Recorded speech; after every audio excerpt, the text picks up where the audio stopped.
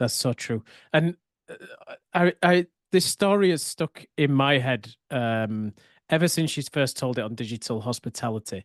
But just for everyone out there, can you share the story of the orange tree outside Cali BBQ? And then, yeah, it's just a great story. I'd love you to share, and I'm sure it's going to get people thinking. Sure. So my theory is with social media content that every single person that's listening, every person that's watching, you have your own version of an orange tree story. Now, the orange tree story and my orange tree theory comes from an actual orange tree that's planted at my restaurant at Cali BBQ. Now, the reason why I call this the orange tree theory is that I haven't somebody that has a media company that believes in social media that's been doing it for 16 years. Even me, I've ignored this story until recently. So this is a story that I believe deeply in, and I believe that every single person has a story that they ignore that is foundational to why they started their business, why they named their business the name of their business, why they picked their business partner, why they made their first hire, why they picked the office location of their office, why they picked where their hotel is located, why they put the pool where they put the pool. Every single person has a story like this that we just don't talk about. We take it for granted. So my challenge is to anybody that's listening, what is your orange tree story? And once you figure out what it is, how much can you go into the research of how did this orange tree story come to be for your business? So my orange tree story is back when our restaurant started, back in the late 90s. My grandfather, who's from Bulgaria, from a Bulgarian village, him and my uncle, who's also from Bulgaria, they wanted to plant an orange tree. They loved trees, they loved flowers. They planted an orange flower bush, and they built a beautiful water fountain. So next to the orange tree. So they had a garden to remind them of Bulgaria, of what the village life in Bulgaria. It was kind of an homage on the side of our restaurant. This was back in the late 90s. Fast forward to 2008. That was when my business partner and I, one of my best friends from college, Corey Robinson, him and I took over the restaurant, and it was actually that it was really cool for me. My grandfather passed away the year that we opened up the restaurant, but I was able to show him this was the new version of the restaurant. This was Cali BBQ. This is what, his grandson going to take over the restaurant and continue the legacy. We took a picture at the water fountain, me and my grandfather at the end of his life. He passed away in 2008, but fast forward a couple years later, we turned the restaurant into a sports bar. So the sports bar was a San Diego Chargers, which now it's the Los Angeles Chargers NFL team. We had all different teams that would come, fans of different teams, big events, standing room only. Monday Night Football Chargers game. It was Chargers versus the Raiders. There was a fight that broke out in the bar between a Chargers fan and a Raiders fan.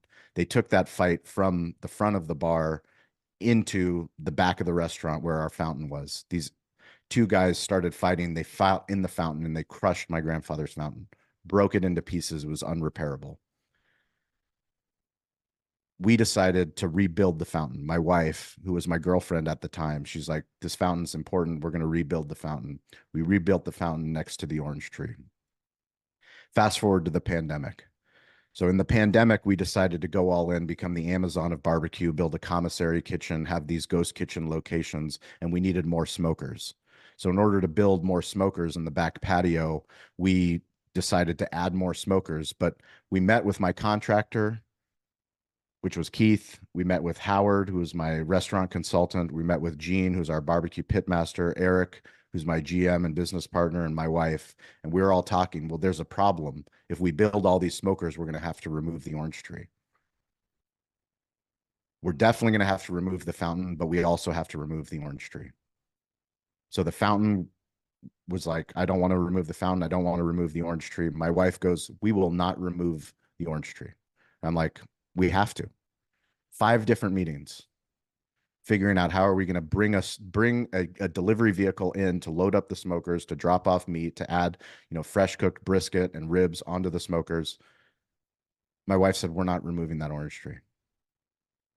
We ended up not removing the orange tree. So now if you come to Cali BBQ, an unassuming orange tree in the front of the smokehouse is there.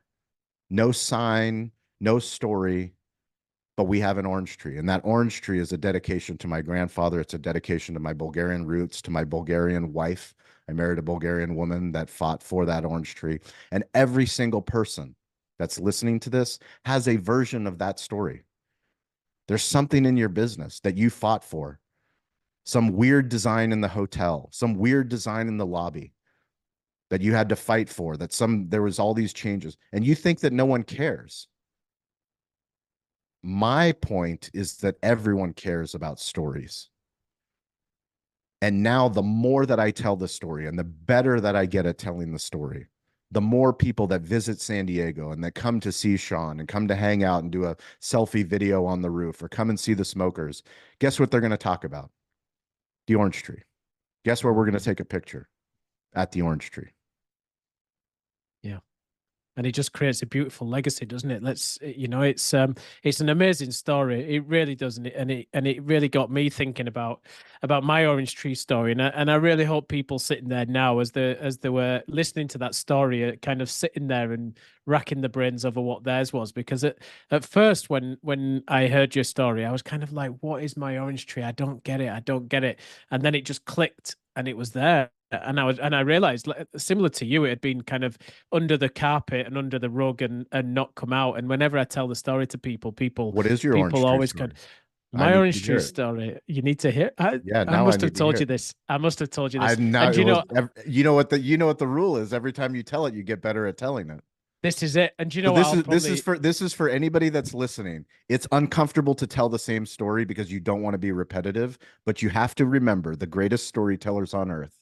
I study comedians, the Jerry Seinfelds, the Chris Rocks, the Kevin Harts, you name the comedian. By the time they have their Netflix special, they have told the joke thousands, if not tens of thousands of times. It is important to repeat yourself. It is important to go deeper in the things that you believe in and to be better at telling the best stories of your life.